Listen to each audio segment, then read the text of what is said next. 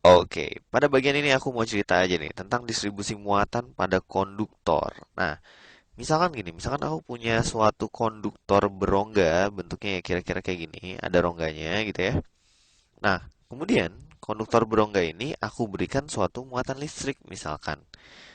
Nah, pertanyaannya, distribusi muatannya itu kemana aja? Ke seluruhnya atau cuma ke sebagian aja? Oke, nah untuk memeriksa distribusi muatan ini, kita bisa menggunakan suatu alat yang namanya cakram logam.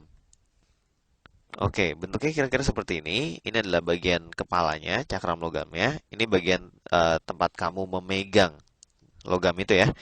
Oke, ada isolatornya biar kalau ada listrik di sini dia tidak mengalir ke sana gitu ya. Oke, em, kemudian cakram logam ini coba kamu letakkan ke dalam suatu konduktor berongga ini yang sudah memiliki muatan listrik. Oke, setelah itu kamu letakkan cakram logam ini ke elektroskop. Apa yang terjadi? Oh, ternyata daun elektroskop tidak mekar. Kalau daun elektroskop tidak mekar berarti tidak ada muatan. Berarti di dalam sini itu tidak ada muatan, ya. Di dalamnya nggak ada muatan. Nah, kemudian kalau cakram logamnya ini kita pasangkan ke sini, tak, oh, kemudian kita cek ke itu apa namanya elektroskop tadi, maka ternyata daun elektroskopnya mekar. Kesimpulannya apa? Oh, di luar ini ada muatan. Nah, berarti distribusi muatan pada konduktor yang berongga seperti ini ternyata bagian luarnya aja, gitu. Oke? Ya, jadi itulah menariknya. Jadi di dalamnya itu nggak ada muatan, gitu ya. Oke, nanti kalau misalnya seandainya kamu kuliah mengambil teknik elektro gitu ya, kayak aku gitu ya.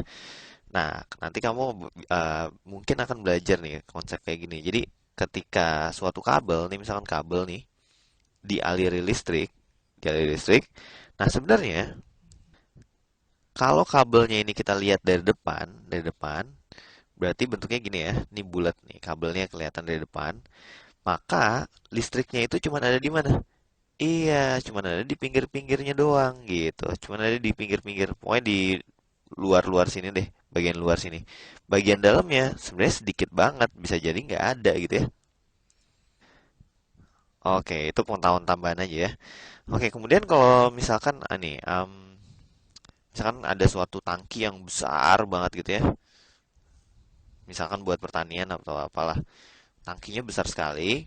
Kemudian ada orang di dalam nih, ada orang di dalam sedang ngecat atau apalah gitu ya. Nah, kalau tangki ini tersambar oleh petir, nah, maka tangki ini kan menjadi bermuatan ya. Pertanyaannya, dia ikut kesambar nggak? Jawabannya apa? Coba kamu pikir. Dia ikut tersambar nggak? Jadi yang tersambar ini tangkinya. Tangkinya sehingga menjadi bermuatan. Oke. Orangnya gimana? Iya. Kalau kayak gini, dia tidak akan apa? Iya, dia nggak akan terkena sambaran petir. Kenapa? Karena distribusi muatannya itu hanya di luarnya saja, gitu ya. Distribusi muatannya hanya di luar aja, di dalamnya enggak. Itu, oke?